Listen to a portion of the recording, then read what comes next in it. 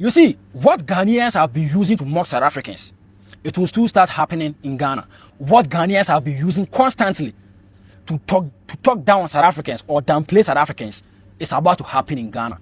I made a video some time ago and I talked about this same issue and it's gradually manifesting. You understand? Hello everyone, welcome back to my YouTube channel Shagele Melda. On today's video we'll be talking about why African leaders need to apologize to South Africa. Remember that South Africans was taken to the ECOWAS and they gang up against South Africa only to reach at the point where they think they won and was rejected. We know that two Ghanaians left their country, that they wrote a petition to the AU to sanction South Africa. They took South Africa to the Criminal Court of Justice, but guess what? It was declined. It was not declined because they saw nothing wrong with what South Africans are doing and their governments were supporting them. So Africans are calling on their government now to apologize to South Africa, or else they're going to host a protest in each country demanding by force apology to South Africans. Guys, if you haven't subscribed to this channel, please do it to like, share and subscribe while you listen to what they have to say. My reaction will be at the end of this video, so please stay. Many Africans today love pointing fingers at South Africa and shouting xenophobia. But the truth many people do not want to confront is that a lot of those same Africans come from countries that are deeply xenophobic themselves. Let us be honest, in many African countries, people are already hostile to their own people because of tribe. Look at Nigeria, for example. You hear Yoruba against Igbo, Igbo against Hausa, Hausa against Fulani. In other countries, it is the same story. Tribe against tribe, ethnic group against ethnic group. So someone who is tribalistic inside their own country suddenly becomes the moral judge of South Africa. That is hypocrisy. If you cannot tolerate your own brother because he comes from a different tribe, how do you suddenly become an expert on xenophobia in another country? Now let us talk about another argument people love repeating. They say white people built South Africa. First of all, let us ask a simple question. Even if white South Africans built parts of the economy, what did they use to build it? Did they bring gold from Europe? Did they bring diamonds from Europe? Did they bring platinum from Europe? No, they used South African land, South African minerals, and the labor of black South Africans. So the idea that white people magically built South Africa alone is historically dishonest. Now let us flip the argument. If you say white people built South Africa, what does that say about the rest of Africa? Because most African countries have been ruled by black leaders for more than 60 years since independence. Black presidents, black ministers, black governments. So if your country is still struggling today, blaming white people in South Africa is not an argument. It is an excuse. Instead of insulting South Africans online every day, Africans should start asking their own leaders serious questions. Why are our economies weak? Why are our industries collapsing? Why are young Africans risking their lives crossing deserts and oceans to survive? Here is another uncomfortable truth. South Africa remains one of the most industrialized and economically powerful countries on the African continent. If South Africa's economy collapses tomorrow, Africa's economic position globally becomes even weaker. So we have to ask an uncomfortable question. Are some Africans criticizing South Africa because they want solutions or because they secretly want South Africa to fail? Because sometimes it sounds less like concern and more like jealousy. Every country has problems. South Africa has problems too. But South Africa's problems should be addressed by South Africans. Africans cannot claim they love South Africa while constantly insulting South Africans without listening to them. That is not solidarity. That is arrogance. If this is how we think African unity will happen, then we are joking. Unity cannot come from insults. Unity cannot come from hypocrisy. Unity must come from accountability and respect. Now let me leave. You see, what Ghanaians and other Africans are always used to mock South Africans is that your colonial masters are still ruling you. That your white South Africans are the one that own South Africa. Your white South Africans are the one controlling the affairs, and everything about South Africa is about to happen in Ghana because of the dual citizenship thing that has been passed by this government of Ghana. You see, very soon you will start seeing Chinese in the Parliament House of Ghana. Very soon you will start seeing Indians in the Parliament House of Ghana. Very soon you will start seeing Arabs in the Parliament House of Ghana. Very soon you will start seeing Europeans, Americans in the Parliament House of Ghana.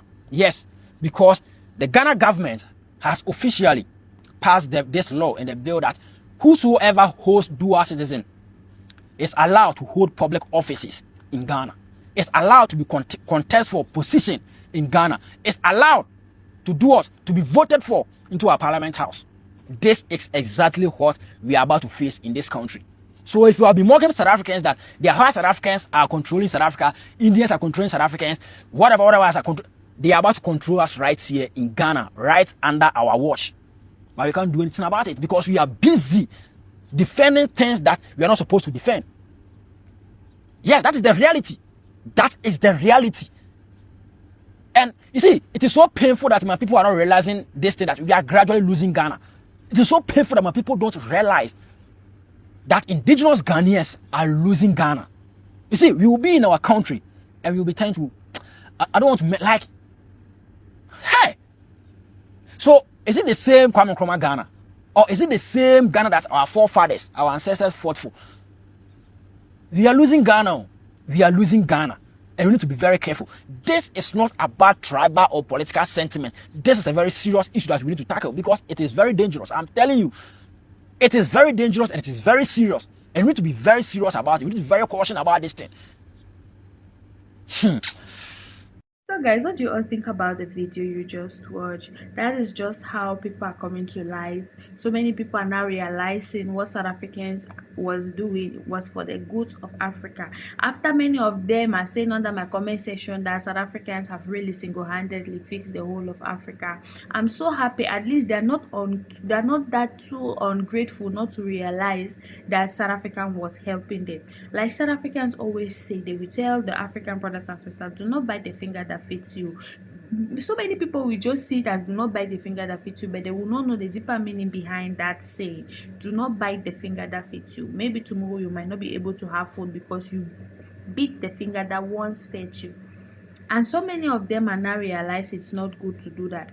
Anyways guys, I don't really have much to say. I just want all these African leaders in Africa, those ones that were running their mouths saying South Africans are xenophobic, those ones that they ganged up, especially Ghana government and Tinubu. The worst of it is even that Tinubu.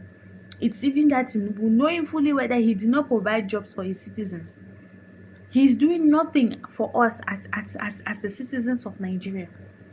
And he was still in front. Ghana government will say go left, he will follow. Go right, he will follow. He's just following that man as if he doesn't have a say on his own. Now it's time for you guys to apologize to South Africa. It's time for us as a whole to apologize to South Africa and start holding our government responsible. It's time for us to see the light and not just what they are saying online. So many people are just hating on South Africa because of the propaganda that they are spreading online. South Africans are xenophobic. South Africans don't like their fellow blacks. South Africans only like, and so what? And so what? To like someone is by choice. South Africans like straightforward people, and most black people are hypocrites. You don't expect them to like you for your hypocrite, for being a hypocrite. They look at you like that and pity you. And pity you, not that they hate you. But today it seems as if African can only learn the hard way. So don't blame South African for going hard on you guys. They say go back and fix your country because your country is going down. Go back and fix your country so that other people can visit you. That's what South Africans said.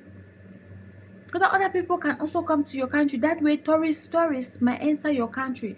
Good deals might enter your country, which will lead to the development of your country rather than you flopping South Africa. Rather than you guys running away from your country looking for greener pastures in South Africa. If South Africa had allowed their country to be like yours, where would all of you go now? Since as all of you, South Africa is holding the whole of Africa. South Africa is feeding the whole of Africa. Where would all of you have gone to? Anyways guys, I don't have much to say. If you haven't subscribed, do it to like, share and subscribe. Don't forget to leave your thoughts in the comment section. Tell me what you think about this video and I'll be here to respond. So see you guys in my next video. Bye sweeties.